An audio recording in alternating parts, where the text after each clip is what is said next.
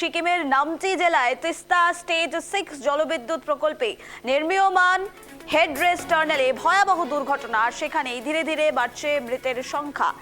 দিন রাত এক করে উদ্ধার অভিযান শুরু করেছে একের পর এক সংস্থা। এনডিআরএফ মোতায়েন রয়েছে। আর এ নিয়ে কথা বলবো, আমাদের সঙ্গে টেলিফোন লাইনে রয়েছে প্রতিনিধি অংশুমান চক্রবর্তী। অংশুমান, জানতে চাইবো এই মুহূর্তের পরিস্থিতি কি, কতটা উদ্বেগজনক পরিস্থিতি রয়েছে, এনডিআরএফ কতটা উদ্ধার কাজ সম্পূর্ণ করতে পেরেছে?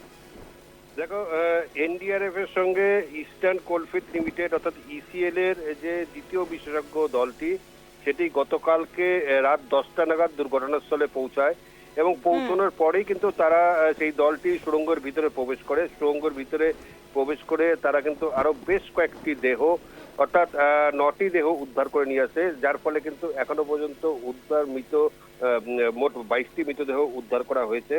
এই যে দুর্ঘটনা ঘটেছিল, দুর্ঘটনা ঘটে ভেতর থেকে উদ্ধার কার্য চালাতে কিন্তু যথেষ্ট বেগ পেতে হচ্ছিল এনডিআরএফ সহ ইসিএল এর যে প্রথম দলটি এসেছিল তাদেরকে।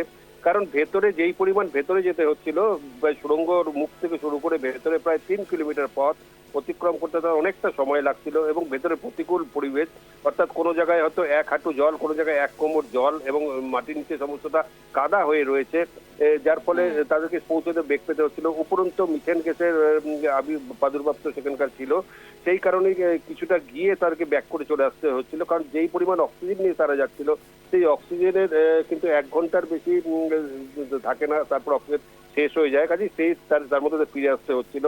গতকালকে আমরা দেখেছি উদ্ধারকারী দলকে কিন্তু বিভিন্ন রকম জেসিবি ভেতরে ঢুকানো হয়েছিল, যাতে কাদার মধ্যে যে অ্যাম্বুলেন্স বা অন্যান্য যন্ত্র সামগ্রী আটকে না যায়, কিন্তু তা সত্ত্বেও হয়নি। কিন্তু গতকাল রাত্রিবেলায় দ্বিতীয় বিশেষজ্ঞ দলটি আসার পর তারা ভেতরে ঢোকে রাত্রিবেলায় এবং ভোর 3টে নাগাদ কিন্তু বাদবাকি দেহগুলো উদ্ধার করে নিয়ে আসে।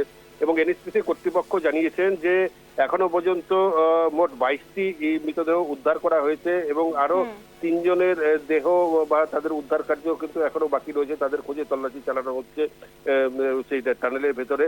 এবং এনএসপিসির থেকে আরেকটি ঘোষণা করেছেন যে মৃতদেরকে কিন্তু পরিবার পিছু 5 লক্ষ টাকা করে দেওয়া হবে।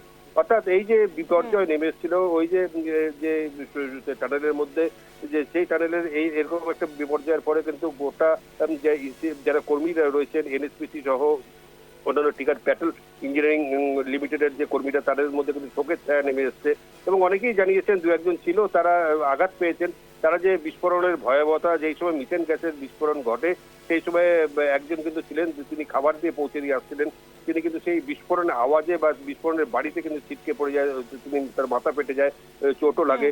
সে তার দুর্ঘটনায় কিন্তু সে তার ভাইকেও হারিয়েছেন। কাজে এই যে ভয়াবহতা, সেটা কিন্তু এখন বয়ে বেড়াচ্ছে সেখানকার কর্মীদের মধ্যে। বেশ, ধন্যবাদ অংশুমান।